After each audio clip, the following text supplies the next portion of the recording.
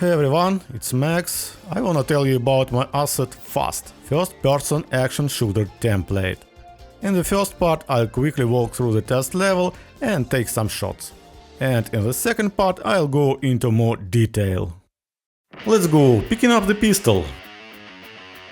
Now it appeared in the inventory, we drag it into the one-hand slot. Aiming. Now shooting without aiming. Reloading. Target eliminated, now climbing over a low obstacle. Climbing over the high obstacle. Picking up the tactical shield. Drag the shield into the left hand slot next to the pistol so we can carry them together. We can shoot while looking through the shield's viewport. And out of ammo, reloading. We can aim and shoot from behind the shield, but just like while reloading, we have to slightly expose ourselves. Picking up another pistol and replacing the shield. Now we can use dual weapons. Reloading. With dual weapons we can switch firing styles. It's possible to shoot both pistols at once, alternate, or use left and right mouse button to fire each pistol individually, aiming with Alt. Picking up a shotgun. Classic double barrel, classic design. Reloading.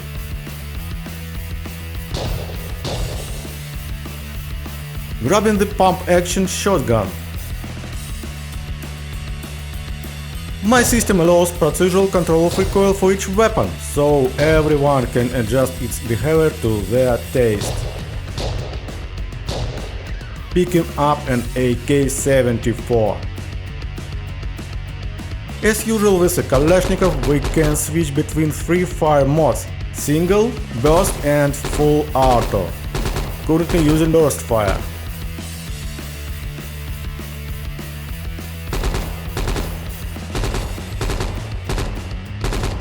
Switching to full automatic fire. Reloading.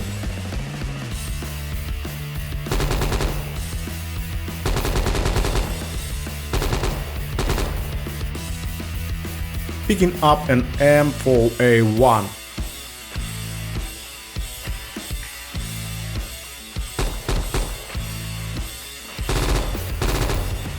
Attaching a red dot sight, it can be attached to both assault rifles. Though the attachment system is still in early development. This red dot works great in the dark.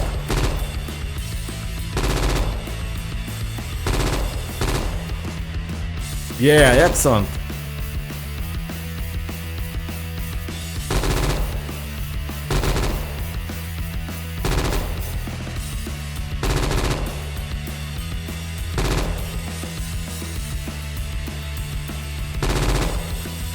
Let's finish the training level. Now I'll explain the features in more detail. Alright. We ran through the level and shot around. Now I'll explain and show in detail how everything works in my asset. Here we are at the test level and I've laid out of all weapons here. So I'm going to talk about what's implemented in the asset and what mechanics are here. Everything is designed so you can easily add any weapon to the current system and animation system. All you need is to define the holding pose, what's the weapon, and the system will just work without any extra settings. So what's a holding pose? Like here we're holding a knife, that's the holding pose. Here's a pistol, that's a holding pose. We're running with it and walking with it, and here are the dual pistols. And Kalashnikov rifle, so it's holding pose 2, and for the M4A1 this is a holding pose. And the only complex animations you'll need when adding a new unique weapon to the system are reloading animations. Unfortunately, there is no way around this because reloads are unique and they can be done procedurally or automatically. Everything else in my system is done with the procedural functions and a powerful animation system in adjust to any weapon. Maybe I'll just go ahead and show the inventory early. You've probably already seen it. It's not super original, just a basic inventory and pretty simple. You can drag and move weapons however you like. Let's say we pick something up. We can collect all the items around the level.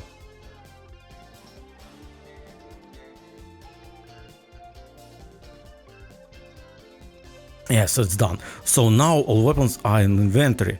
And if we have a bunch of stuff, we can just scroll through it. All the weapons will be stored here. You add things in and you can move them between slots. Here we got slots for two-handed weapons. These 3 slots right here, and yeah, you can add more if needed. And these are paired slots for one-handed weapons.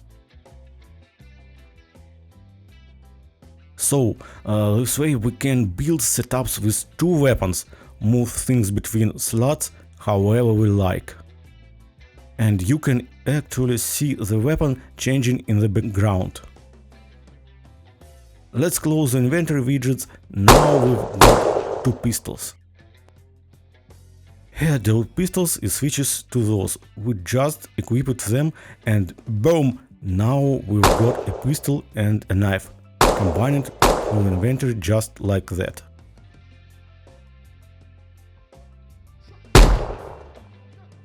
Basically just a simple basic inventory, but without it you wouldn't be able to combine 2 weapons like this. Alright, moving on. Shooting here done is procedurally, so yeah, there are no animation involved. Everything you see is procedural shooting, and it's controlled using, in this case I mean recoil, and control it using individual parameter, no animations, and it actually gives a really dynamic and realistic feel. So look at this full auto recoil. If it will done with animation, say during full auto burst, the animation will just keep cutting off. And restarting, it will feel junky. Right now it's all shaking and reacting physically. It's a physical controller, just like should in real life. Here how fine mode switching works in the Kalash. Yeah, so it's the recoil of the Kalash. And here how it's implemented. The setup during reloading, shooting the camera kicks up and recoil goes into the controller. In my case, the weapon jumps from recoil and the controller gets hit too, so yeah, it's hybrid system. See, the camera bounces up, bam, and the rifle snaps back to its original position. The camera bounces too, but less. You can tweak it and reduce either the weapon's bounce or the camera's bounce. I like this kind of system. I'm not doing that thing where after shooting you end up looking at the sky. After a burst in my system, the weapon jumps up and then returns. The controller shifts slightly, up and to the side, and when it comes back, your aim is thrown off. It's more like how it's done in Tarkov. Now about movement animations. They connect right away as soon as we set the holding pose for the weapon. That same hold pose I mentioned earlier, so we can immediately hold the weapon, run, jump and locomotion is animation based. And weapon inertia. When we turn, move, speed up or stop, that's all procedural. You can see the weapon sway during turns. That's all running without any animation, just like recoil, so when we stop or accelerate. Boom, everything moves with inertia. It's all set up once and doesn't rely on exposed parameters. The preprint itself has some config inside if needed, but I didn't expose any of it for the weapon setup. There is just too many parameters, so once it tweaked it works with pretty much any weapon. The only important thing is the parameter for stock length. that controls the offset of the sway center from the shoulder. That's the only one that really matters and affects how the inertia sway looks.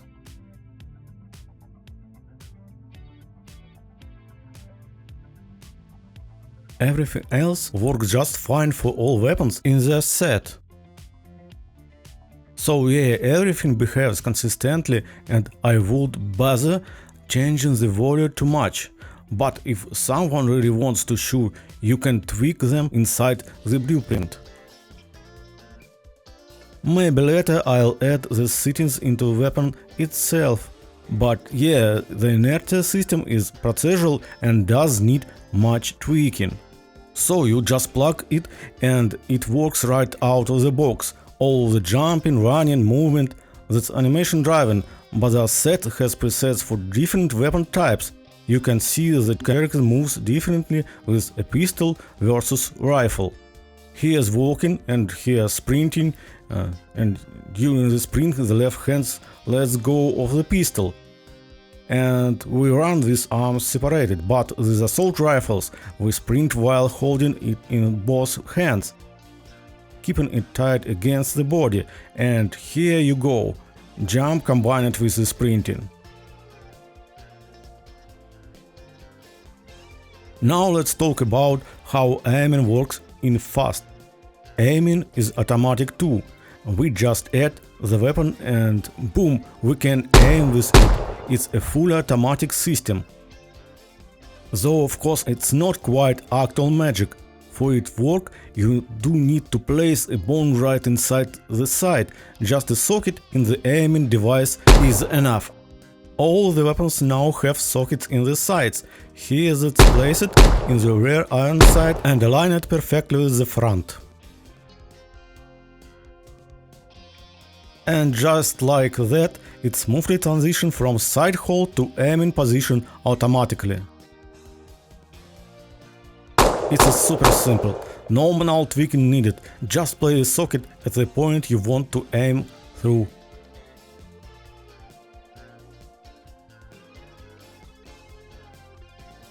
That's it, totally straightforward. And plus there's also not yet finished attachment system in the works. Right now you can only attach a red dot sight. It also has socket for aiming.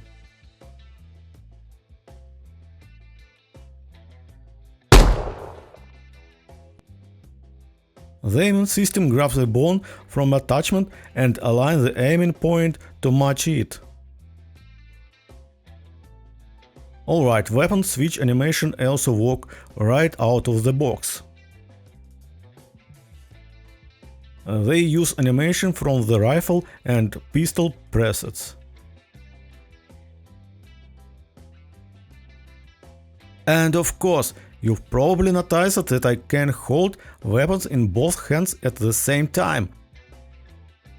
That's my unique Ambidexter system that lets you use two different weapons at once, like a knife and pistol, for example.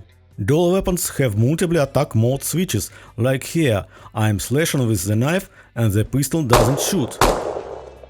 And shoot now.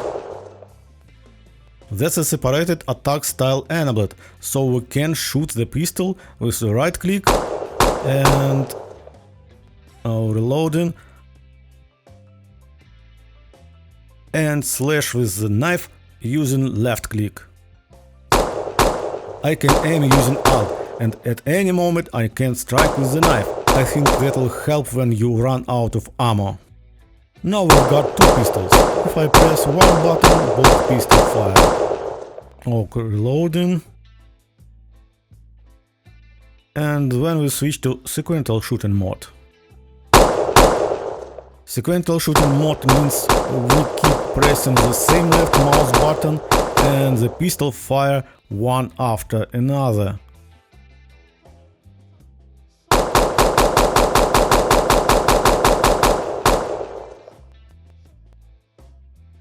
And they also separated fire mode. We shoot the left pistol with the left mouse button first, then the right pistol with the right mouse button, while aiming with Alt. So yeah, super convenient.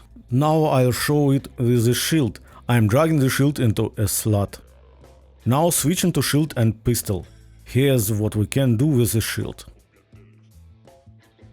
The shield is always in the left hand. We can shoot from behind the shield, through the viewport, or pick out the aim precisely.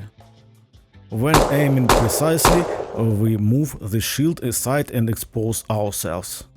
Same with reloading, obviously we have to open up. You can't reload with the shield held tight to the body. So yeah, you open up, reload with the one hand, kind of as tactical disadvantage. Basically, if you want to reload, take cover. So yeah, aim, pick out, reload, simple as that. Yeah, the shield could be totally OP, so adding at least some vulnerability made sense. That was the idea, yep. So, how is the Ambidexter system actually implemented? I opened the animation blueprint. At the first glance it might look pretty simple. But as you can see, in the template there are two completely parallel animation branches. One for the left hand, one for the right, and they are fully synchronized. The right hand is the lead here, but both branches are identical, built from the same linked animation graphs. These graphs are used basically like animation functions inside the code. And parameters get passed into them. So the graphs there's identical. They just get different parameters for the main weapon and secondary weapon. So yeah, the animation run with the same internal logic.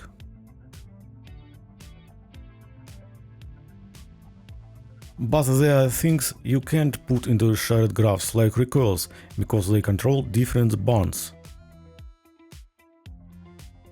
And those bonds can't be passed in as parameters, at least I haven't found a way. You have to set the bond directly in the node.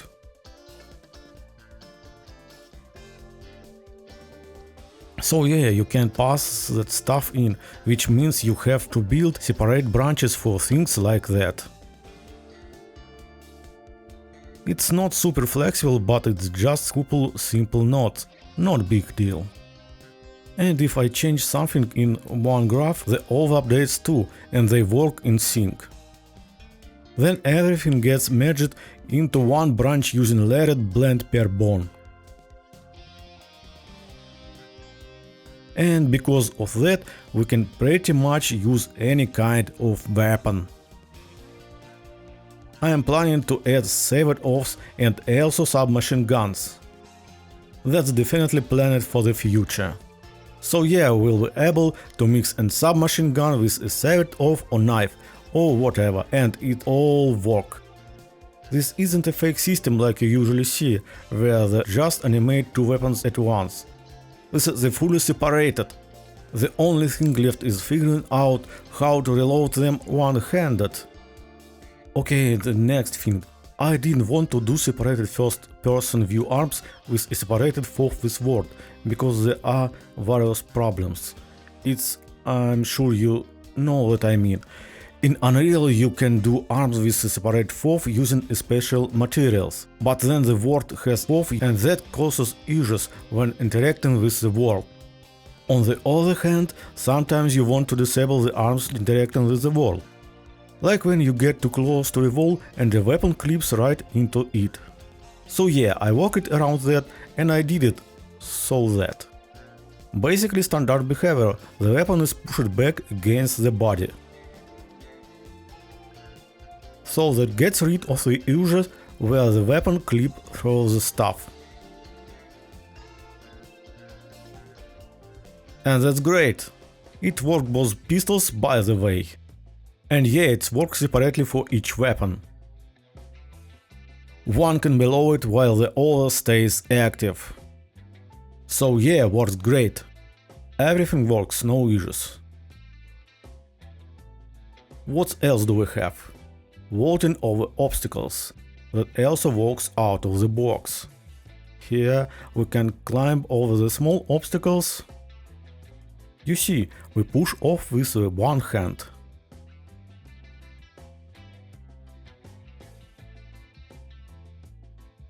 So let's work with both weapons. And just one. Same thing, push off with one hand and it all works out of the box. You don't need to invent anything, just add a pose and boom, it works with any weapon. And in the next video, which I've already recorded, I show how I add the M4A1. I already have it in here. I just added it and it already works. Of course, I added custom reload animations. So yeah, this system adjusts to obstacle height, it aligns accordingly to match the height difference.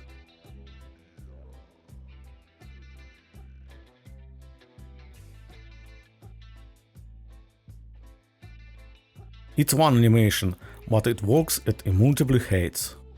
So you can climb all the low obstacles, and there is higher one too. Here we just climb over, the weapon stays out, we can probably even shoot while doing it.